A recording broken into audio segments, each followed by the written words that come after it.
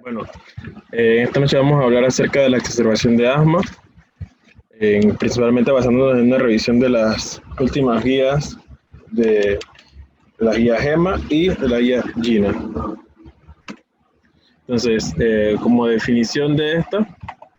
podemos hablar que el asma es una enfermedad inflamatoria crónica de las vías respiratorias, donde participan tantas células y mediadores de la inflamación, que está condicionado en parte por factores genéticos que van a cruzar, como ya conocemos, con hiperrespuesta bronquial y obstrucción al flujo aéreo, que puede ser parcialmente reversible o puede ser también total, ya sea por medicamentos espontáneos. Esta, más que nada, es una definición dada por la guía GEMA. Entonces, en la GINA, que es más o menos similar la definición, te menciona entonces una enfermedad heterogénea causada por inflamación crónica de las vías aéreas, definida por historia de síntomas respiratorios como sibilancia, disnea, presión torácica, tos, que varían en intensidad y tiempo, y la limitación del flujo de aire variable.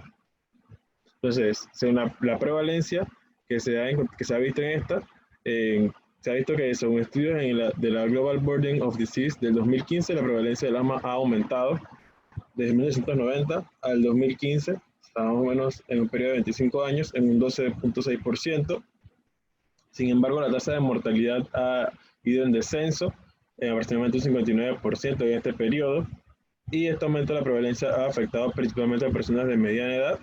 y también a mujeres. Y esto puede explicarse, se mencionan ellas, que por un aumento en el asma alérgica con estabilización de la que es la no alérgica. Entonces, dentro de los factores asociados a la aparición del asma como tal, hay múltiples factores de riesgo. Entre estos están los factores de obesidad, la hiperrespuesta bronquial, la rinitis, factores como la edad materna,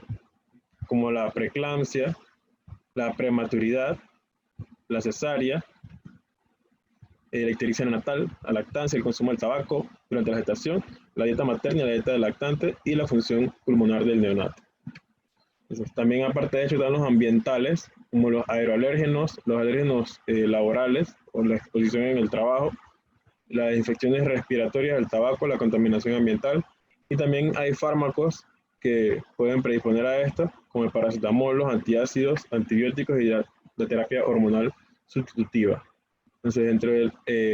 hay factores, entonces, aparte de ya de estos factores de riesgo, hay otros factores que son desencadenantes de síntomas y de las agudizaciones del asma. Entonces, dentro de estos factores están los ambientales, como los atmosféricos por la contaminación, por ya sea por ozono, por partículas en suspensión, por el monóxido de carbono, y por vegetales, entonces, por el polen de diferentes eh, plantas, y entonces también los domésticos por ácaros del polvo, y por las cucarachas y demás, también por hongos y por virus, que entre los principales, lo que más mencionan es el rinovirus, entre otros virus respiratorios también, y de los fármacos, están tanto los antibióticos como la aspirina, los betabloqueantes no selectivos, sistémicos y tópicos, los AINES, también alimentos como la leche de la vaca, los huevos, los frutos secos, los cereales, los pescados, los mariscos, entre otros, y también entonces los venenos de himenópteros, como más conocidos como abejas o avispas. Entonces, también aparte de esto hay otras sustancias que ya van a ser factores de tipo laboral, que van a van a verse más implicados en las industrias, como la farmacéutica, por fármacos, también por la fabricación de plásticos, barnices, esmaltes, en la carpintería, ebanistería, en la industria de cosméticos, en la peluquería, en el revelado de fotografías, en la refrigeración y también en la aplicación de tintes. Aparte de eso, también en otras industrias, también estarían las de origen vegetal para los granjeros, los que trabajan en diferentes puertos, en los molinos, la panadería, las industrias alimentarias, también las farmacéuticas y también las imprentas y otros tipos de industria como la del látex y los productos sanitarios. Entonces, ya pasando a la fisiopatología, aunque todos estos factores que mencioné tienen una incidencia en la fisiopatología del asma como tal, ya que mencionaba que es una por una hiperrespuesta bronquial debido a múltiples factores alérgenos, Entonces, el epitelio bronquial, de forma normal, es el que se evidencia a la parte izquierda de la pantalla. Entonces, ya avanzando en la presentación del asma como tal, en un broncoespasmo precoz va a haber entonces un aumento del grosor del mismo por una broncoconstricción. Entonces, cuando hay broncoespasmo ya de forma más tardía, entonces ya va a haber producción de otras moléculas como los leucotrienos, las prostaglandinas, los neutrófilos, va a haber infiltración también, entonces ya de una forma más crónica por eosinófilos, neutrófilos, monocitos, y entonces de una forma más tardía ya se va a dar un remodelado a nivel bronquial, entonces aquí ya se va a ver fibroblastos, la infiltración de matriz extracelular, mastocitos, macrófagos y otras células musculares lisas y la vascularización. Entonces todo esto va dentro de un espectro de signos y síntomas que pueden abarcar desde la tos, la sibilancia, la disnea, la hiperactividad bronquial, y ya entonces posteriormente cuando ya se da el remodelado, pues se va a ver una disminución de la capacidad pulmonar. Entonces aquí nuevamente otra imagen que obtuve del Rosen, en la que se evidencia entonces cómo los diferentes alérgenos o virus pueden producir afectación a nivel del lumen de las vías respiratorias, daño a nivel del epitelio, en la lámina propia, entonces van a producir diferentes reacciones a nivel celular con la agregación entonces de diferentes moléculas proinflamatorias, entre estos el linfocitos T, que entonces van a producir todo lo que mencionaba previamente, con la consecuencia ya más crónica del remodelado de las vías aéreas. Entonces, aquí nuevamente las células y los elementos estructurales que están implicados en el asma como tal, como mencionaba, el epitelio bronquial se encuentra entonces dañado por con pérdida de células ciliadas y secretoras, la musculatura lisa bronquial, entonces aquí se va a ver un aumento en su proliferación por hiperplasia y también por hipertrofia, por los mediadores proinflamatorios. Las células endoteliales entonces van a producir un reclutamiento de células inflamatorias que van a exacerbar esta respuesta. Los fibroblastos y los neofibroblastos que mencionaba que van entonces a producirse de un mayor componente de tejido conectivo que van entonces a remodelar la vía aérea, y también los nervios colinérgicos que entonces pueden activarse por reflejos nerviosos y entonces causar la broncoconstricción y también la secreción de moco. Y producir entonces los síntomas en el paciente como la tos, la presión torácica, y también liberar diferentes neuropéptidos inflamatorios. Entonces, aparte de esto, hay otras células inflamatorias, como mencionaba, los linfocitos T, los mastocitos, los eosinófilos, los neutrófilos, las células dendríticas y los macrófagos, y las células pulmonares neuroendocrinas, que estos van entonces a ser activados por diferentes sustancias, alérgenos o virus, que van entonces a producir agregación e infiltración de las células epiteliales a nivel bronquial. Aparte de esto, entonces, en la parte inflamatoria, se van a ver principalmente implicadas las quimiosinas, los cistenil-leucotrienos, las citocinas, la histamina, el óxido nítrico y las prostaglandinas D2, que todos estos tienen importancia ya que son parte de los objetivos en el tratamiento del asma como tal. Entonces, dentro del mecanismo de obstrucción de la vía respiratoria en el asma,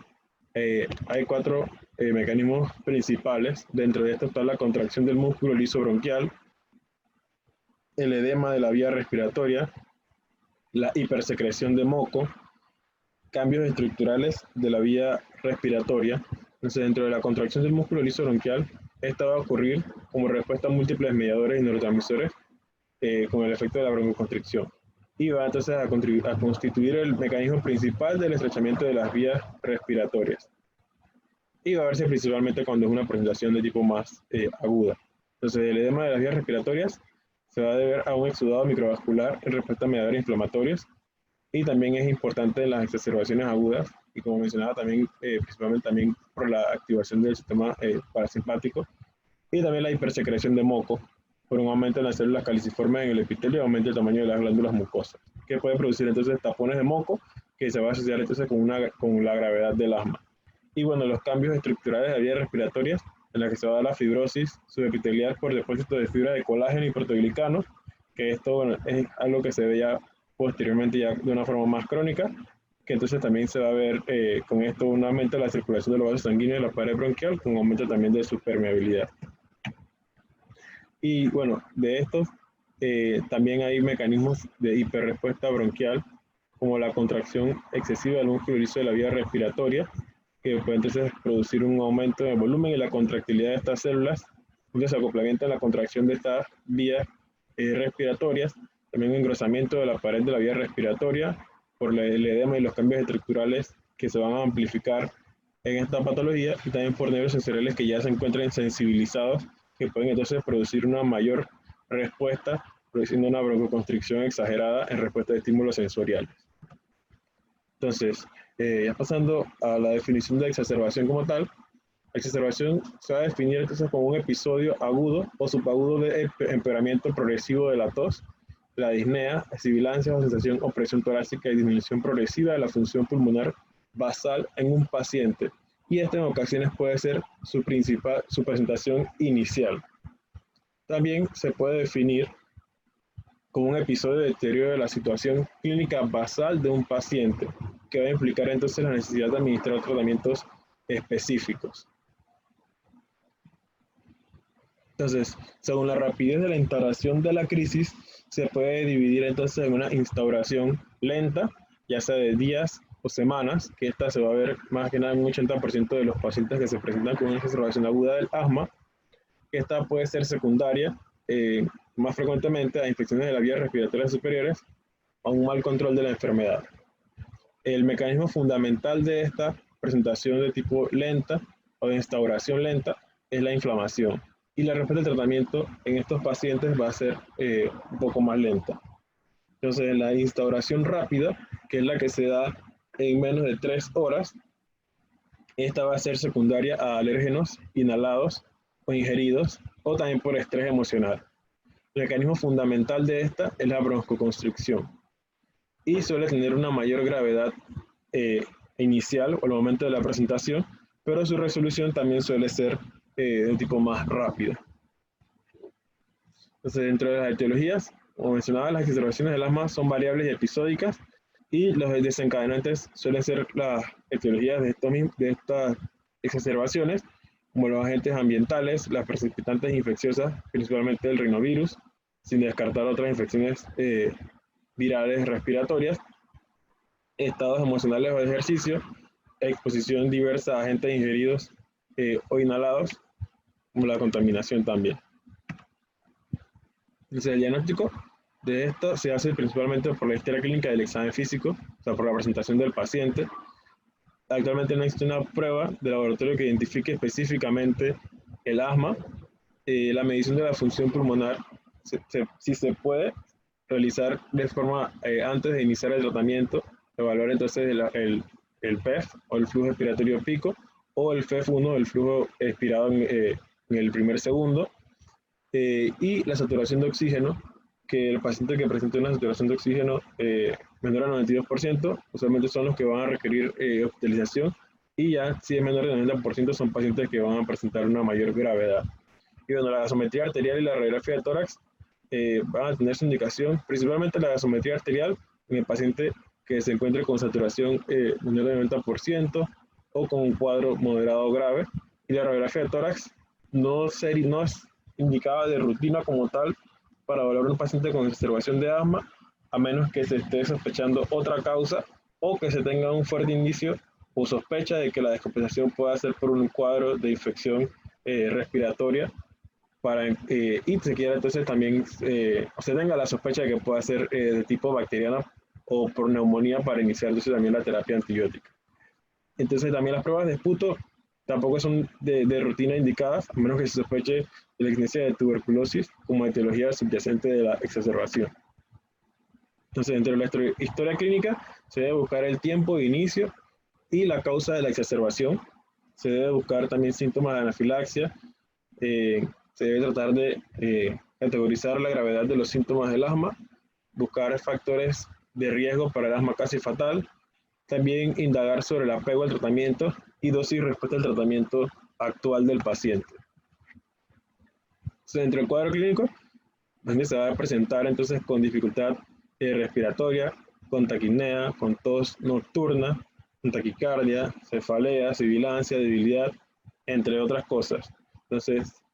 viendo esto, tenemos entonces que saber evaluar entonces la gravedad de la crisis de asma. Entonces, la crisis de asma se puede caracterizar en una crisis leve, moderada, grave o crisis vital o que amenace la vida o un asma casi fatal. Entonces, dentro de la crisis leve es el paciente que se va a presentar con una disnea leve, un paciente que puede hablar o completar párrafos, paciente que tiene una frecuencia respiratoria aumentada, pero no tanto, una frecuencia cardíaca menor de 100, presión arterial todavía dentro de rangos normales, no va a tener uso de músculos accesorios, puede tener sibilancias presentes, el nivel de conciencia va a estar normal, el FEV1 o el PEF va a ser mayor del 70% del valor de referencia. Disculpen, la saturación de oxígeno va a ser mayor del 95%, la presión arterial de oxígeno va a estar normal y la presión arterial de CO2 también se va a encontrar entre rangos normales. Entonces ya dentro de una crisis moderada, la disnea va a ser un poco mayor, aquí se indica que de tipo moderada, ya la cantidad de palabras o de frases que va a poder completar es hasta frases solamente. Entonces la frecuencia respiratoria va a encontrarse ya mayor de 20, la frecuencia cardíaca se va a encontrar elevada, mayor de 100, pero aún menor de 120, la presión arterial todavía se va a encontrar normal, la musculatura va a haber ya presencia de uso de músculos accesorios, las sibilancias también se van a encontrar presentes, el nivel de conciencia no va a estar alterado, y ya entonces el FEV1, el PEF, va a encontrarse menor del 70%, la saturación de oxígeno va a encontrarse menor del 95%, la presión arterial de oxígeno va a encontrarse menor de 80 y la presión arterial de CO2 va a encontrarse ya menor de 40 por la taquipnea que presenta el paciente. Entonces, en la crisis ya grave, la disnea va a ser intensa, el habla o las palabras, ya lo que va a poder decir el paciente solamente va a abarcar hasta las palabras, la frecuencia respiratoria se va a encontrar mayor de 25 ciclos por minuto y la frecuencia cardíaca va a encontrarse mayor de 120. La presión arterial va a verse todavía sin alteraciones, pero va a haber una muy evidente utilización de la musculatura accesoria, las sibilancias se van a encontrar también y el nivel de conciencia aún va a estar conservado, va a estar normal. El flujo respiratorio pico va a verse entonces ya disminuido aún más que en la moderada, menor de 50%. La saturación de oxígeno va a verse disminuida a menor del 90%, la presión arterial de oxígeno ya va a verse menor de 60 y la presión arterial de CO2 va a encontrarse menor de 40. Entonces ya en la crisis vital o en la que amenaza la vida, entonces ya va a presentarse una respiración agónica, se puede encontrar incluso el paciente en parada respiratoria, no va a haber capacidad de hablar por parte del paciente, va a ser un paciente que va a encontrarse bradipneico o apneico, ya la frecuencia cardíaca va a encontrarse disminuida, pues también por el cese del esfuerzo respiratorio, por la hipoxemia severa, la presión arterial va a encontrarse disminuida también, va a haber hipotensión, la musculatura de la respiración incluso se va a encontrar con un movimiento paradójico, toracoabdominal o ausente, va a encontrarse entonces silencio auscultatorio, va a haber un nivel de conciencia disminuido o coma, el flujo respiratorio ni siquiera se va a poder evaluar en estos pacientes, la saturación de oxígeno va a encontrarse también menor del 90% y la presión arterial de oxígeno va a verse menor de 60 y ya entonces va a haber una retención de CO2, se indica que una presión arterial de CO2 mayor de 45. Entonces, estos eran los criterios que mencionaba la guía de GEMA. Sin embargo, estos son los que menciona el GINA, de los factores que pueden incrementar el riesgo de un asma casi fatal, un asma relacionado a la muerte. Es un paciente entonces que se va a encontrar que haya requerido o que haya tenido historia de haber sido intubado o haber quedado con ventilación mecánica por una exacerbación de asma, paciente que haya quedado hospitalizado o que haya tenido múltiples visitas al departamento de urgencia en el año pasado, en el año previo, paciente que tenga que visitar en múltiples ocasiones o recientemente haya dejado de utilizar corticoides orales, que esto va a ser un marcador de un evento, que es ya un marcador de un evento severo, que no esté utilizando actualmente corticoides inhalados o que tenga una sobreutilización de los broncodilatadores de acción corta beta-2 agonistas, que especialmente una utilización mayor de un caníster de salbutamol al mes o su equivalente, y que tenga entonces también historia de trastornos psiquiátricos o problemas psicosociales, que tenga una pobre adherencia a los medicamentos para el tratamiento del asma, que ni siquiera cuente con un plan de acción para el tratamiento del asma, y que sean pacientes también que tengan historia de alergia a medicamentos. Entonces, en los factores de riesgo para padecer entonces de una crisis de asma con compromiso vital de un ELGEMA, disculpen, va a haber entonces pacientes que van a estar relacionados con la crisis de asma, una crisis actual de instalación rápida, crisis pasadas que motivaron consultas o ingresos, que hayan tenido múltiples consultas a los servicios de urgencia en el año previo, utilizaciones frecuentes en el año previo, o episodios previos de ingreso en UCI de intubación y de ventilación mecánica. Aquí no se indica una cantidad como tal de las veces o de la cantidad de visitas como tal, ni hospitalizaciones como tal. Entonces, relacionados también dentro de estas, va a verse también relacionados con la enfermedad asmática crónica y también su adecuado control y ausencia de control periódico, abuso de agonistas beta-2, como mencionaba previamente también, comorbilidad cardiovascular y condiciones psicológicas, psiquiátricas y sociales que dificulten la adhesión al tratamiento. Entonces, como mencionaba, la radiografía de tórax suele ser utilizada en pacientes que acuden al servicio de urgencia con disnea aguda, pero no está indicada de rutina en observación aguda de asma. Sin embargo, inicialmente en el paciente que acude con disnea no se sabe la causa, o igual podría tener múltiples factores que causen la disnea como tal. En los hallazgos que se podrían encontrar en estos pacientes podría ser un diafragma aplanado para tratamiento aéreo, puede ser un diámetro anteroposterior aumentado, un espacio aéreo retroesternal agrandado, una silueta cardíaca vertical o estrecha, y como mencionaba, aquí está la radiografía se está indicada más que nada para descartar otras causas de disnea como tal, como sería el neumotórax, neumonía o edema pulmonar. Entonces, también podríamos utilizar el ultrasonido, que bueno, ya se ha descrito previamente en otras charlas, que es el protocolo Blue, que es el ultrasonido para la evaluación pulmonar a la cabecera del paciente. Dentro de esto, bueno, las líneas B que ya se han mencionado, recordando sus características, son artefactos de cola de cometa hidroaéreos que surgen de la línea pleural, que son hiperecoicas, también definidas, se extienden de forma indefinida, borran las líneas A y que se mueven junto con el deslizamiento pulmonar cuando está presente el deslizamiento pulmonar. Entonces, hay diferentes etapas para evaluarlo. Se debe evaluar en la zona anterior, un paciente en decúbito supino, se debe agregar la pared lateral en la parte izquierda y agregar entonces también una parte posterolateral, moviendo al paciente un poco. Y entonces cada pared se debe evaluar en mitad superior e inferior. Y bueno, también es otra forma en la que se indica en la que se puede evaluar el paciente, dividiendo el tórax en parte superior e inferior, colocando las manos, pero sin olvidar entonces también la parte posterior. Y bueno, entonces aquí se evidenciaría una evaluación normal, en el que se ve entonces la arena y el mar, el movimiento normal de la pleura, el estallamiento pleural normal. Aquí entonces se encontrarían las líneas B, que borran entonces las líneas A, que son hiperecoicas, que se extienden de forma indefinida y que se mueven justo con el deslizamiento pleural.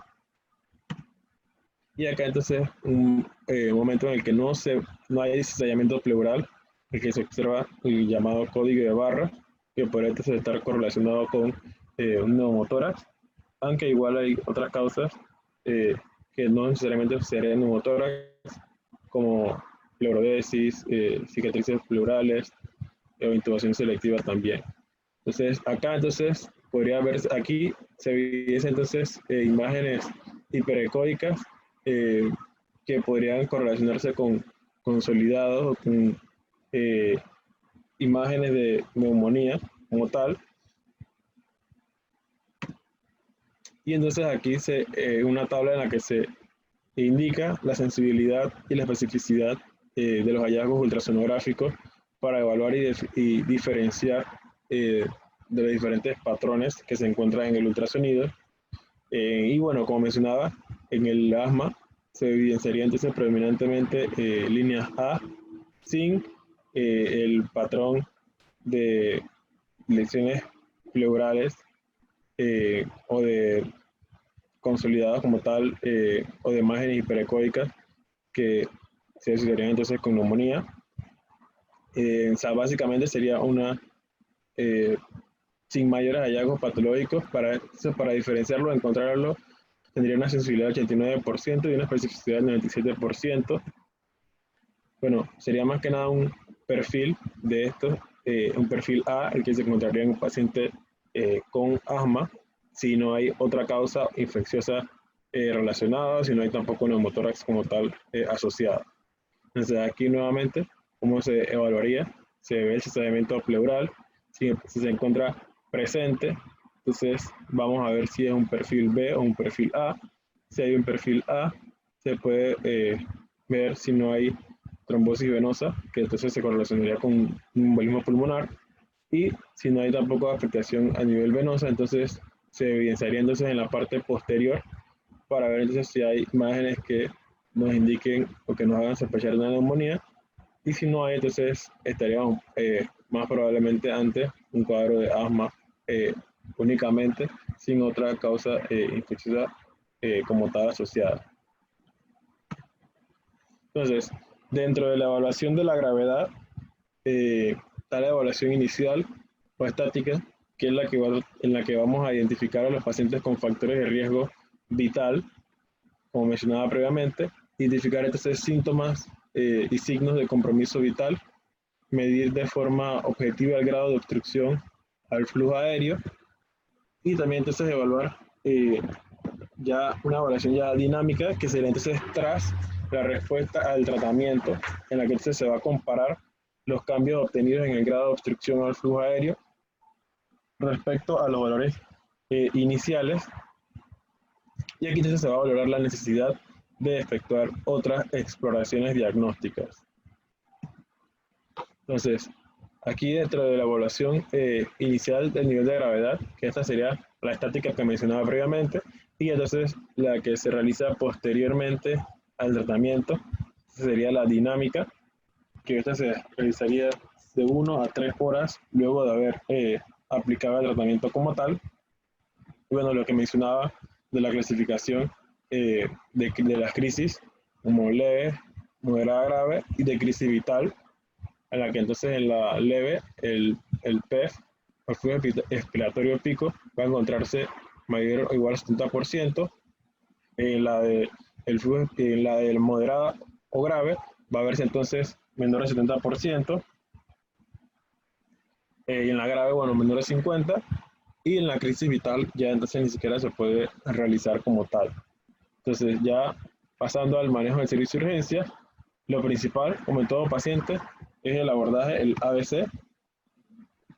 de todos los pacientes, la vía aérea, vigilar la estabilidad hemodinámica, la ventilación y la circulación. Entonces, el objetivo principal de estos pacientes es mantener una saturación de oxígeno adecuada, entre 93 y 95%. Como primera línea debemos tratar de aplicar siempre el oxígeno como tal, para corregir la hipoxemia. Y bueno, en las embarazadas se requiere un nivel un poco más alto de saturación de oxígeno, entonces ya se encontraría mayor del 95%. Entonces, entre los medicamentos que vamos a utilizar en estos pacientes están los agonistas de receptor beta 2 de acción corta, como el salbutamol, como uno de ellos. Entonces estos se llaman los SABA, por sus siglas en inglés, que van a empezar a producir una relajación del músculo liso pulmonar, estimulando los receptores beta 2 adrenérgicos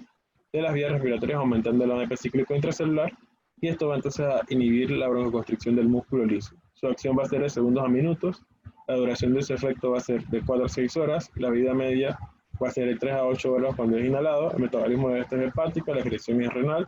y su efecto adverso principal van a ser el tremor, la náusea, la cefalea y la taquicardia. Entonces, aparte de este medicamento, también se puede utilizar los anticolinérgicos, como el bromuro hipatropio inhalado, conocido también por su nombre comercial Atroven, que provocan su efecto broncodilatador al inhibir competitivamente los receptores muscarínicos de acetilcolina del músculo liso pulmonar, que va entonces a disminuir las concentraciones del calcio intracelular. Entonces, el inicio de acción de este va a encontrarse alrededor de los 15 minutos. Su duración de acción va a encontrarse entonces dentro de 3 a 4 horas. La vida media de este va a verse de 6 a 8 horas. El metabolismo de él va a ser a nivel hepático. Su excreción va a ser de tipo renal y los efectos adversos principales van a ser entonces la tos, la cefalea y la sinusitis. Entonces, aparte de esto, también se pueden utilizar glucocorticoides, que sean inhalados o sistémicos.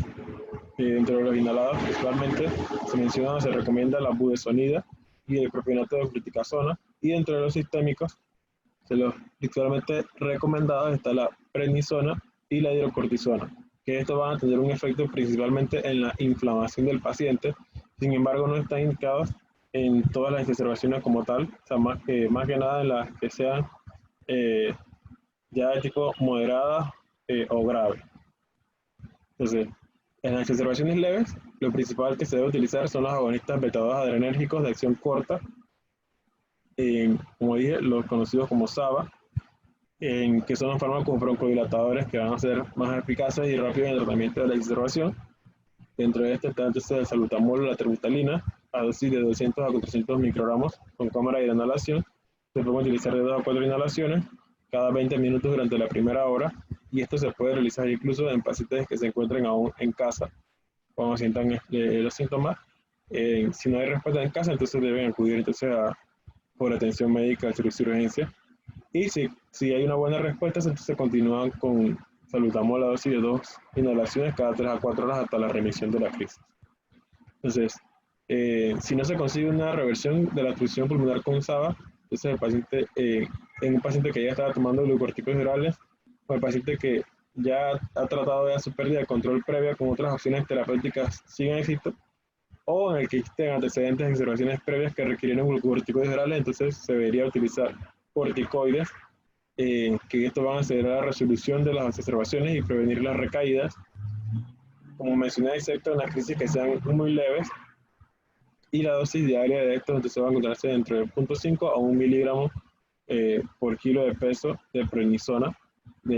calculando el peso ideal, y el máximo que se debería utilizar entonces es 50 miligramos, que se debería entonces mantener en un periodo de 5 a 10 días, aunque también mencionan hasta 7 días como máximo,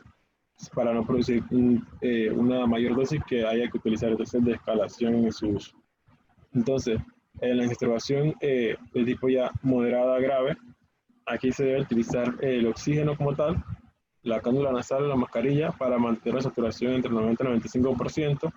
agonistas beta-2 adrenérgicos de acción corta, SABA, el bromuro hipatropio en la fase inicial, más SABA, para mejorar la función pulmonar y disminuir las hospitalizaciones. Aparte de también se pueden utilizar los corticoides inhalados y los sistémicos, que entonces esto van a acelerar la resolución de la crisis y evitar también las recidivas. Entonces, en las observaciones moderadas graves, se menciona que las tefilinas no deben emplearse en las agudizaciones, ya que estas tienen una menor eficacia comparada con el salbutamol y también tienen un bajo margen de seguridad. Aquí en estas se puede utilizar el sulfato de magnesio, que no se debe utilizar de forma rutinaria en todos los pacientes, sino que se debe considerar ya en los pacientes que se evidencien en franco deterioro con una obstrucción grave, que si se pudiese cuantificar, se encontraría con un FEV1 menor del 25 al 30% del teórico o hipoxemia persistente, y la dosis sería entonces de 2 gramos en una perfusión continua en 20 minutos, y esto se dice que reduce la necesidad de hospitalización. Aparte de estas otras opciones que se pueden utilizar está el Heliox, que no tiene tampoco lugar en el tratamiento de forma rutinaria, pero puede considerarse en los pacientes que no respondan al tratamiento habitual. Entonces, los antagonistas de los receptores de leucotriena no existen evidencia que apoyen su uso ni de forma oral ni de forma intravenosa en las exacerbaciones agudas de asma, y como mencionaba, los antibióticos solamente en casos que se evidencie infección pulmonar como tal. Entonces, un cuadro en el que se agrupan las elecciones terapéuticas para los diferentes tipos de exacerbaciones. Aquí se agrupa entonces el uso de los agonistas beta-2 adrenérgicos, como el salutamol, que se puede utilizar por inhalador de dosis medida, más una cámara para aislar esto, en una dosis de 200 a 800 microgramos, en que pueden utilizarse de 2 a 8 inhalaciones de 100 microgramos por puff, cada 10 a 15 minutos durante la primera hora, o en nebulizaciones intermitentes, en una dosis de 2.5 a 5 miligramos cada 20 minutos durante la primera hora, o en una nebulización continua, en la que entonces ya se va a utilizar una dosis de 10 a 15 miligramos por hora. Entonces, los anticolinérgicos, como el bromuro de hipatropio, entonces aquí también se puede utilizar entonces un inhalador de dosis medida con 80 a 160 microgramos, que va entonces a representar de 4 a 8 inhalaciones que contengan 20 microgramos por puff cada 15 minutos, y también nebulizaciones intermitentes con 0.5 miligramos cada 20 minutos. Entonces, estos 0.5 miligramos en las presentaciones usuales va a representar aproximadamente 2 ml de bromuro de hipatropio, ya que cada ml va a contener 250 microgramos. Y la de salutamol va entonces a contener aproximadamente 1 ml, va a contener entonces 5 miligramos del salutamol. Entonces, de los glucocorticoides sistémicos, está la prednisona, mencionada previamente, que entonces aquí se puede utilizar la prednisona de forma oral, 50 miligramos cada 24 horas, de 5 a 7 días, al alta, y también el ingreso también se puede utilizar oral de 20 a 40 miligramos cada 12 horas. Y la hidrocortisona de forma endovenosa de 100 a 200 miligramos cada 6 horas. Entonces, los glucocorticoides inhalados en el propionato de fluticasona se puede utilizar entonces en inhalador de dosis medidas, una dosis de 500 microgramos,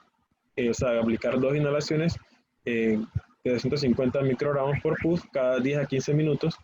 o la budesonida entonces con inhalador de dosis medida de 800 microgramos, que representaría entonces 4 inhalaciones de 200 microgramos por puff, o nebulizar con 0.5 miligramos de budesonida cada 20 minutos durante la primera hora. Entonces, el sulfato de magnesio endovenoso se puede utilizar entonces en dosis de 2 gramos, que se puede pasar entonces en perfusión continua en 20 minutos, una sola dosis. Y entonces, en alternativas ante los fracasos de los medicamentos previos, estaría entonces utilizar los agonistas beta-2 adrenérgicos de forma endovenosa, como el salutamol, en dosis de 200 microgramos en 30 minutos seguidos por 0.1 a 0.2 microgramos por kilo minuto. Y el sulfato de magnesio inhalado en nebulizaciones de 145 a 384 miligramos en solución isotónica. Entonces, el destino de estos pacientes, en función de la gravedad de la crisis de asma, se dice que los pacientes con una crisis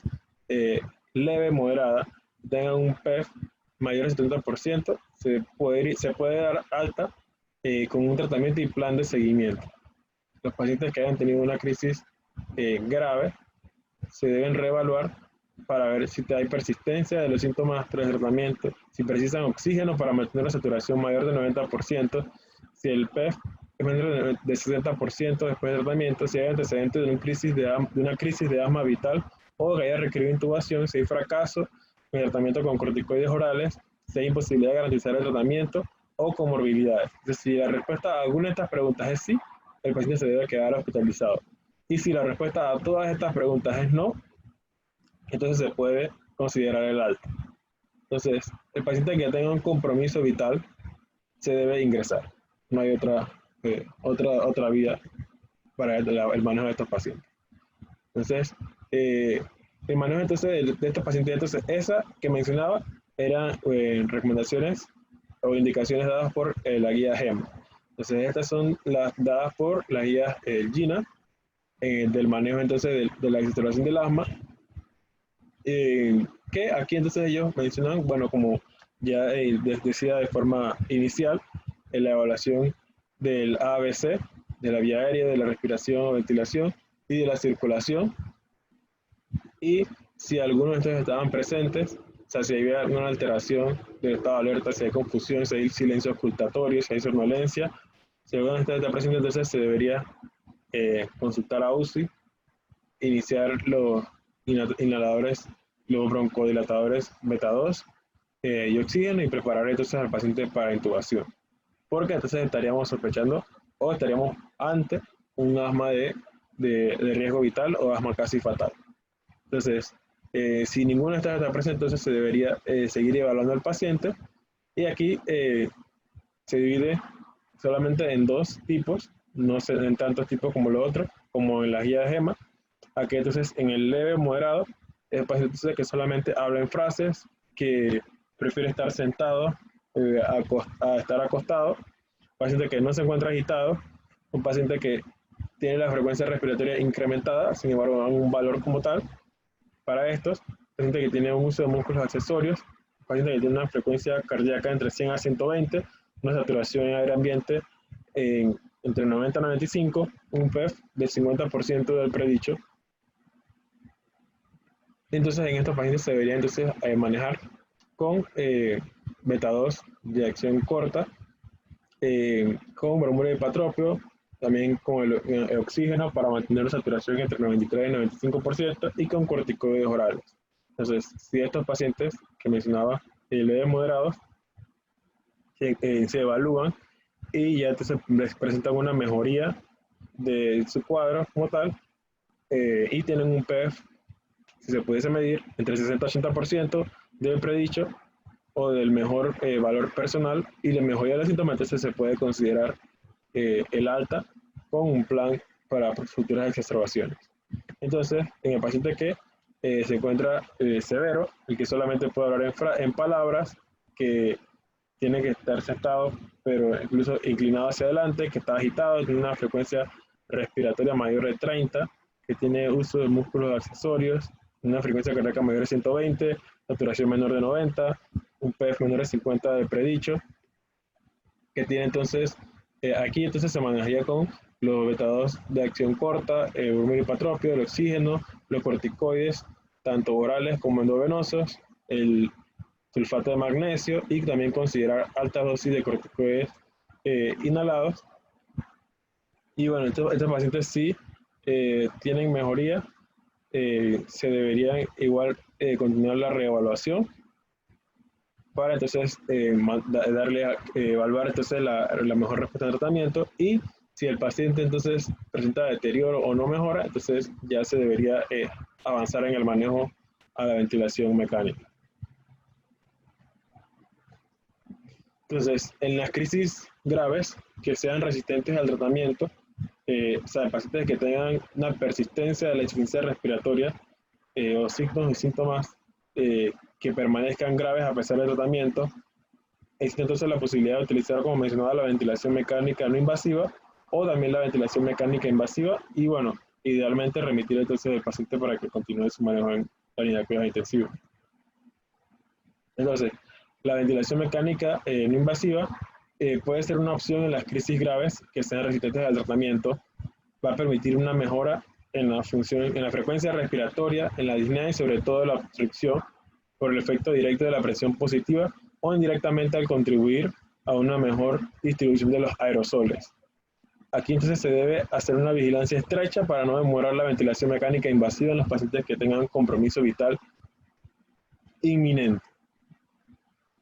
Entonces, dentro de los criterios de exclusión para ventilación mecánica no invasiva, está el paciente que no pueda tolerar la interfaz de la máscara, que tenga disconfort, que tenga anormalidades craneofaciales, que haya escape aéreo significante,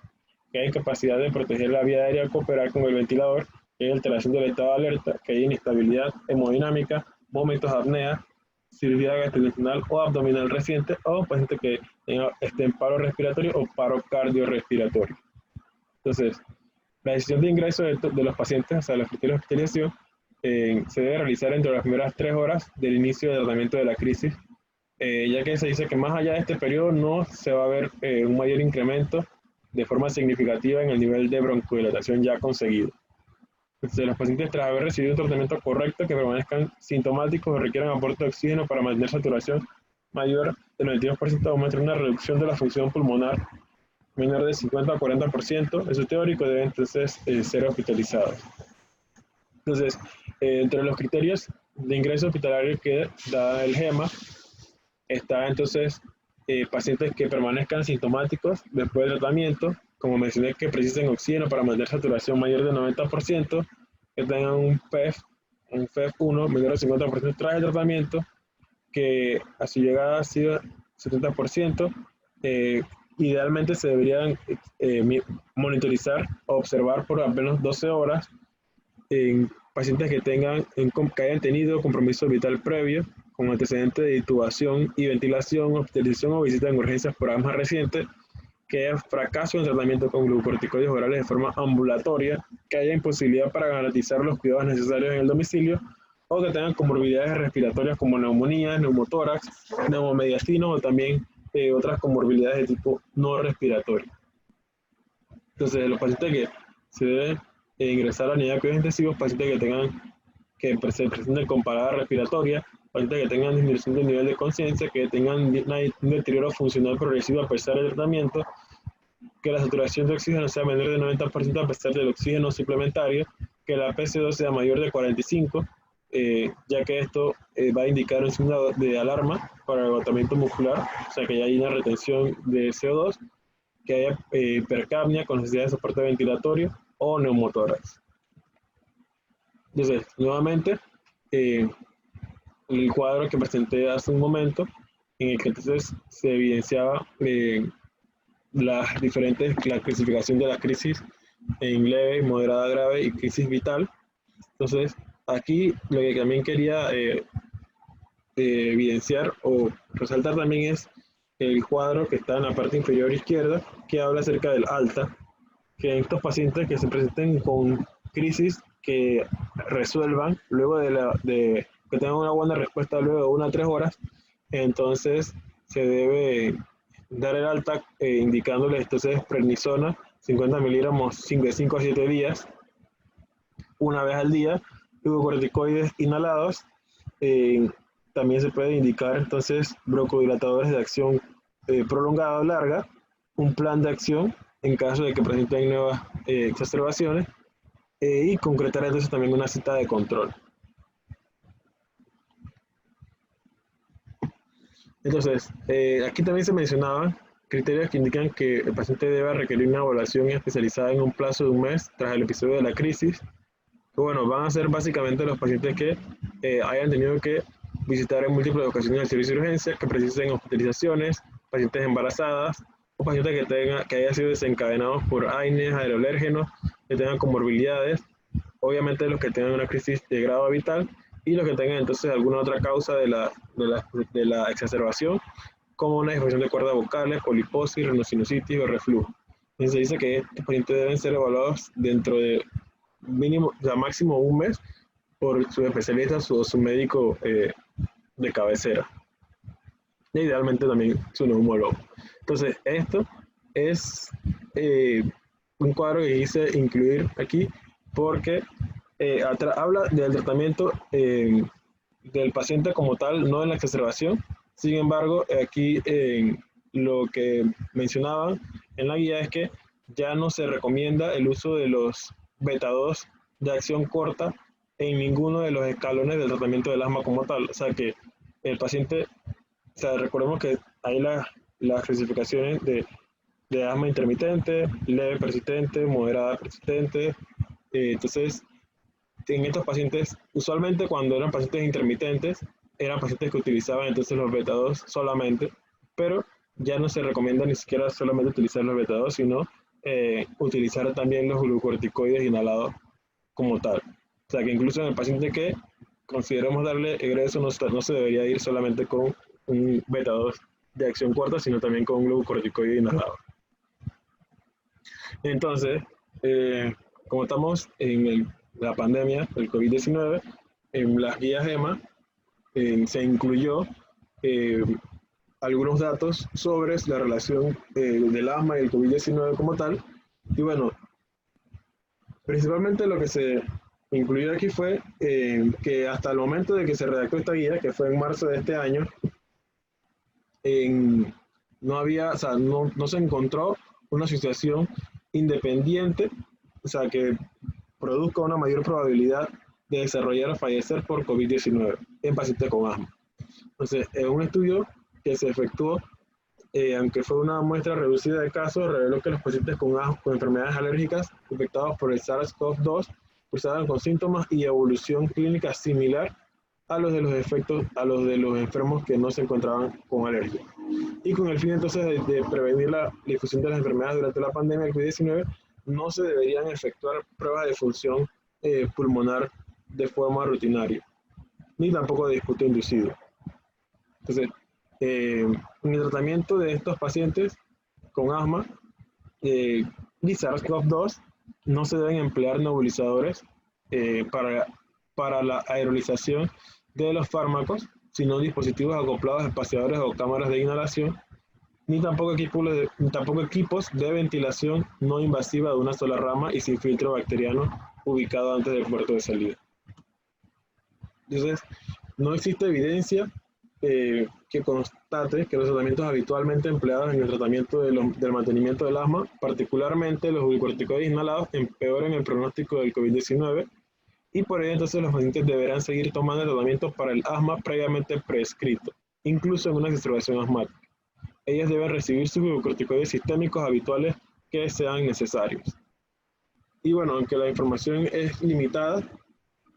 sí se dice que podría haber algo de interacción farmacológica entre algunos medicamentos empleados en el tratamiento de la infección y los del asma. Y se recomienda entonces extremar la vigilancia clínica cuando se administre dichos medicamentos conjuntamente, y es posible entonces que en algún caso se deba considerar ajustar las dosis al alza o a la baja. Y bueno, este es un cuadro en el que se colocan las diferentes interacciones farmacológicas que pudiesen haber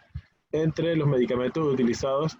en el asma y el COVID-19. Bueno, hasta ese momento, en marzo, todavía estaba en primera línea la utilización de hidroxicloroquina como tal,